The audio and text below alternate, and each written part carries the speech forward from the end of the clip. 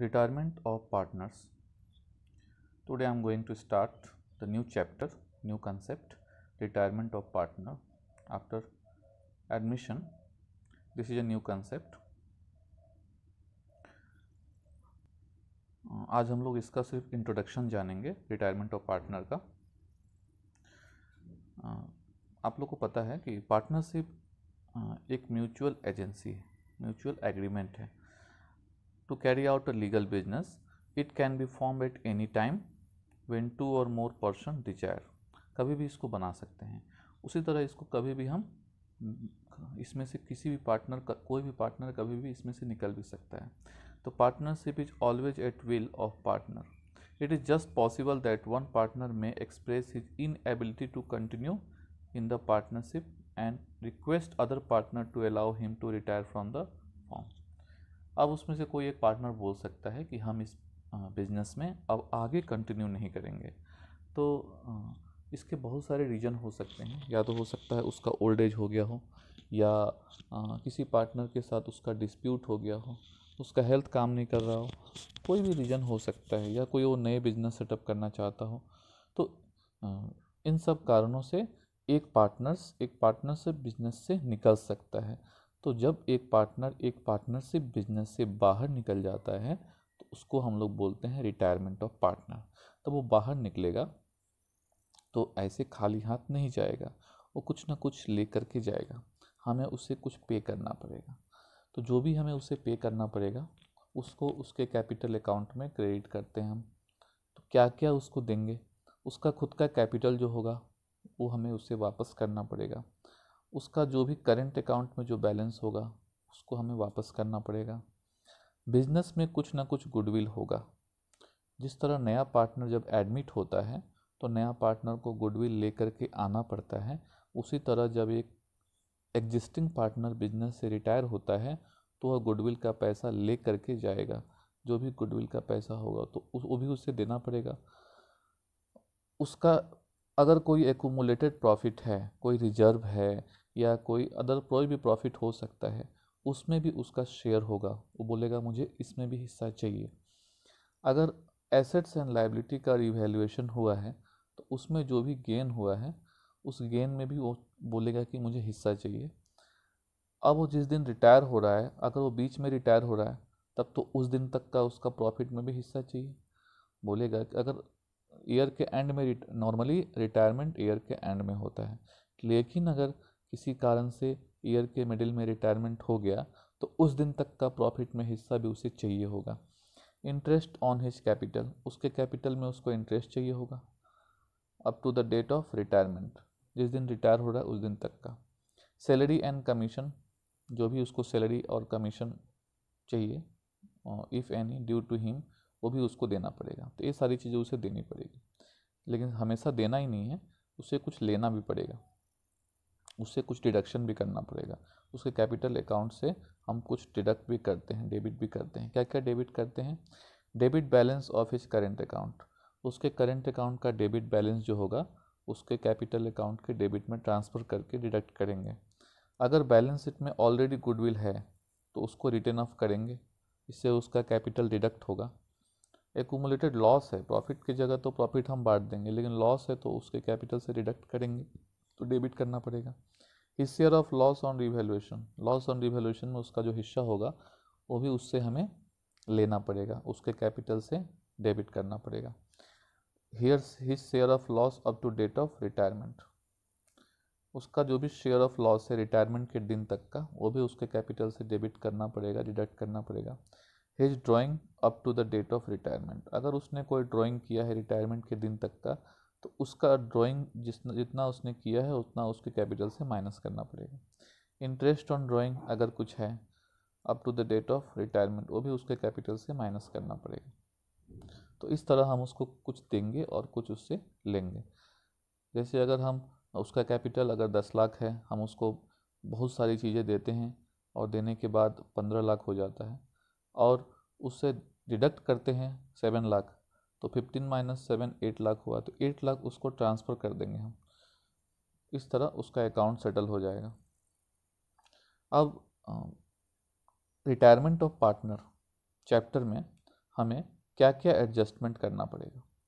सबसे पहले तो हमें calculation of new and gaining ratio निकालना पड़ेगा। अब यहाँ ध्यान देना है कि एडमिशन ऑफ पार्टनर में हम लोग क्या निकालते थे, एडमिशन ऑफ पार्टनर में न्यू रेशियो निकालते थे और सेक्रीफाइसिंग रेशियो निकालते थे। तो यहाँ पे गेनिंग रेशियो निकालेंगे। सेक्रीफाइसिंग रेशियो कैसे निकालते थे, old ratio minus new ratio, यहाँ उल्टा करेंगे, new ratio minus old ratio और गेनिंग रेशियो निकालेंगे। दूसरा है ट्रीटमेंट ऑफ गुडविल, यहाँ करना पड़ेगा। जिस तरह एडमिशन में ट्रीटमेंट ऑफ गुडविल करना पड़ता था, यहाँ भी ट्रीटमेंट ऑफ गुडविल करना है। Revaluation of assets and liability, admission में जिस तरह होता था यहाँ भी revaluation of assets and liability होना है। ट्रीटमेंट ऑफ एक्यूमुलेटेड प्रॉफिट, जिस तरह एडमिशन में होता था यहाँ भी होना है। Method of payment to retiring partner, retiring partner को पेमेंट करना होगा, या तो कैश पेमेंट करना होगा, चेक से पेमेंट करना होगा, या लोन अकाउंट में ट्रांसफ़र करना होगा। जैसे भी पेमेंट करना होगा, कोई एसेट दे के पेमेंट करना होगा, उसका मेथड्स को डिस्कस करेंगे। एडजस्टमेंट ऑफ कैपिटल, और कैपिटल को एडजस्ट कैसे करेंगे। Calculation of new and gaining ratio, new ratio कैसे निकलता है, तो आप लोग को पता होगा एडमिशन में हम लोग न्यू रेशियो कैसे निकालते थे। एडमिशन में क्या करते थे, जो भी एग्जिस्टिंग पार्टनर है उसके कैपिटल से, उसके शेयर में से, उसका जो भी शेयर होता था उसके शेयर में से जितना उसने एडमिटेड पार्टनर को जो जितना दिया उतना हम लोग माइनस करते थे। न्यू पार्टनर का जो भी उस दे रहा है उसको माइनस करते थे। लेकिन यहाँ पे माइनस नहीं करना है, क्योंकि यहाँ पे एक पार्टनर जा रहा है, तो जो जा रहा है वो अपना शेयर छोड़ के जा रहा है। तो उसने जो अपना शेयर छोड़ा है उस शेयर को एग्जिस्टिंग पार्टनर आपस में बांट लेंगे। तो यहाँ पे न्यू प्रॉफिट शेयरिंग रेशियो जब निकालेंगे तो एडमिशन में माइनस होता था और यहाँ पे क्या करना होगा, हमें प्लस करना होगा। ओल्ड शेयर हमारा है और जो पार्टनर जा रहा है उसका शेयर भी हम ले लेंगे, हम लोग आपस में बांट लेंगे, तो एक्वायर्ड शेयर होगा, तो ये दोनों को प्लस करना पड़ेगा, मतलब ये गेन होगा। अब गेनिंग रेशियो यहाँ निकालना पड़ेगा।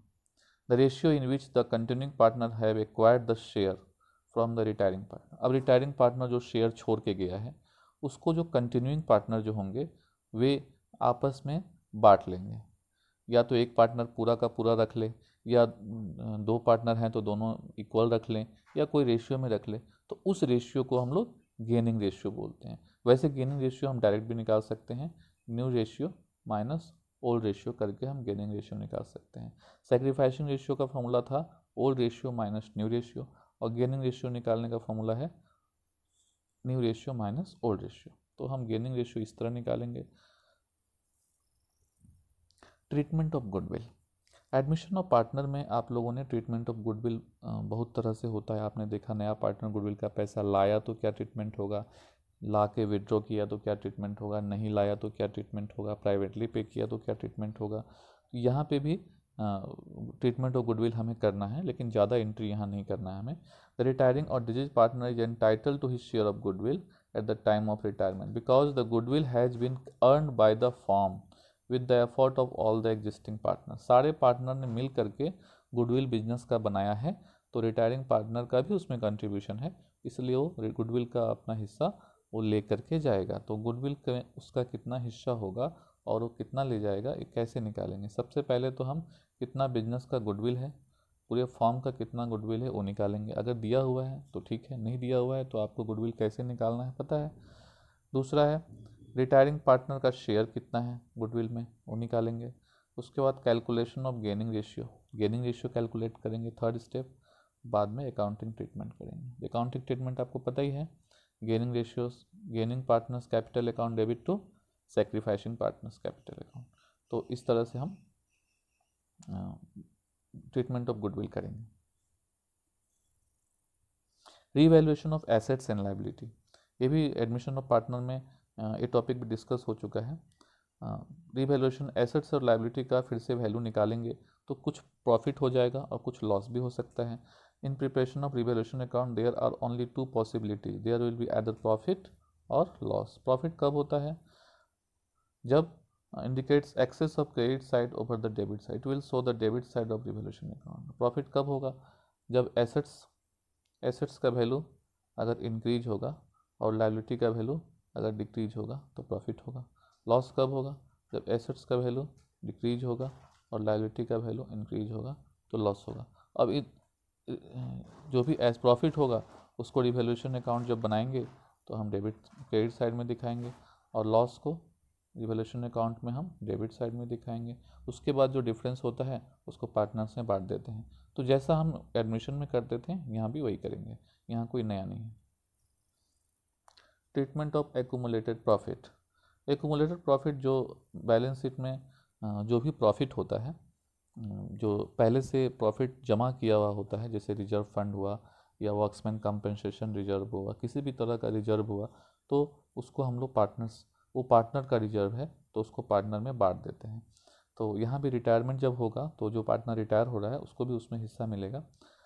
Accounts represents accumulated undivided profits should be transferred to all partners capital account including the retiring partners in the old profit sharing ratio। जो भी ओल्ड रेशियो होगा उसमें हम लोग बांट देते हैं, जैसे एडमिशन में करते थे। accumulated undivided profit जो भी होगा also known as the retained earning consist, इसमें क्या क्या चीज़ हो सकता है, प्रॉफिट एंड लॉस का बैलेंस हो सकता है, जनरल रिजर्व हो सकता है। यहाँ याद रखना है कि प्रॉफिट एंड लॉस का नेगेटिव बैलेंस भी हो सकता है, वो लॉस होगा। जनरल रिजर्व, कंटिजेंसी रिजर्व हो सकता है। They are shown at the liability side of the balance sheet. Amount payable to retiring partner. Retiring partner को हम क्या क्या पे करते हैं? रिटायरिंग पार्टनर में उसका तो मेन उसका कैपिटल का हिस्सा उसको पे करते हैं। The procedure of determining the amount payable to retiring partner to prepare his capital account on the date of retirement. उसके लिए उसका कैपिटल अकाउंट बना के हमें उसका कितना पैसा पे करना है वो निकालते हैं। उसे क्या क्या देते हैं? उसका कैपिटल का हिस्सा देते हैं, गुडविल में हिस्सा देते हैं, उसका प्रॉफिट में हिस्सा देते हैं, रिवोल्यूशन का जो प्रॉफिट होगा वो देंगे, कैपिटल पे इंटरेस्ट देंगे, share of profit from the closing of last financial year to date of retirement, अगर बीच में रिटायर हुआ तो ये सब उसको देना पड़ेगा। Adjustment of capital account. Adjustment of capital at the time of retirement of partner, continuing partner may agree to fix their capital at certain amount to make their profit sharing ratio। जब कोई partner retire होता है तो जो existing partner होते हैं वे चाहते हैं, कभी कभी ऐसा होता है कि वे चाहते हैं कि वे अपने कैपिटल को न्यू रेशियो में, न्यू प्रॉफिट शेयरिंग रेशियो में कन्वर्ट कर लें। तो जिसका ज़्यादा कैपिटल होगा वो उसको विड्रॉ कर लेगा, जिसका कम कैपिटल होगा वो और लेकर के आएगा। जैसे मान लें कि ABC 3 पार्टनर हैं, तीनों का capital 3 lakh, 2 lakh, 1 lakh, C retire हो गया, तो अब B और C का कैपिटल 3 लाख और B और C का कैपिटल 3 लाख और 2 लाख है। अब यहाँ पे A और C का कैपिटल 3 लाख और 2 लाख है। अब A और C बोल रहे हैं कि नहीं, हम इस कैपिटल को, A और B बोल रहे हैं कि अब इस कैपिटल को हम प्रॉफिट शेयरिंग रेशियो में रखेंगे या इक्वल रखेंगे। तो इक्वल रखेंगे तो 2,50,000 ईच होगा, 2,50,000 करके होगा। तो 2,50,000 होने से ए के पास तो ज़्यादा कैपिटल है तो ए विड्रॉ कर लेगा, और बी के पास कम कैपिटल है, बी को और फर्दर कैपिटल लाना पड़ेगा। इसको हम लोग बोलते हैं कैपिटल एडजस्टमेंट। इसका स्टेप क्या है? सबसे पहले हमें क्या करना पड़ेगा कि the specified capital account is distributed among continuing partner in their new profit sharing ratio. पहले न्यू प्रॉफिट शेयरिंग रेशियो में हम कैपिटल को डिस्ट्रीब्यूट करेंगे। Closing balance of the capital should be restricted to the amount determine in step 1। और closing balance जो भी capital का होगा वो स्टेप 1 में जो कैपिटल आया उससे रेस्ट्रिक्ट करेंगे। जो भी सरप्लस होगा over the adjusted capital is either return to the partner, that is withdrawn, और transfer to his current account. जो भी ज़्यादा होगा उसको करेंट अकाउंट में ट्रांसफ़र कर देंगे, और कम होगा तो और वो पैसा लेकर के फर्दर कैपिटल आएगा। अब जब पार्टनर रिटायर होता है तो हमें क्या क्या चीज़ों का एडजस्टमेंट करना पड़ता है, क्या क्या प्रॉब्लम अराइज होता है। सबसे पहले तो हमें रिवैल्यूएशन अकाउंट क्या प्रॉब्लम होगा, गुडविल का ट्रीटमेंट नहीं करना होगा, एक प्रॉब्लम है। To make payment of due of retiring partner के ड्यूज को पेमेंट करने का प्रॉब्लम है। न्यू प्रॉफिट शेयरिंग रेशियो निकालने का प्रॉब्लम है। न्यू कैपिटल फॉर्म का नया कैपिटल कभी कभी निकालना होता है, एक प्रॉब्लम है। टू डिस्ट्रीब्यूट जनरल रिजर्व और profit and loss balance among all partner. उसके बाद है टू असर्टेन प्रॉफिट और loss up to the date of retirement, जिस दिन रिटायर हुआ उस दिन तक का प्रॉफिट एंड लॉस कितना हुआ मैंने। तो इसी के साथ इंट्रोडक्शन ऑफ रिटायरिंग पार्टनर समाप्त होता है। कल हम लोग नेक्स्ट क्लास में न्यू रेशियो और गेनिंग रेशियो किस तरह निकलता है इस पर डिस्कशन करेंगे। Thank you very much.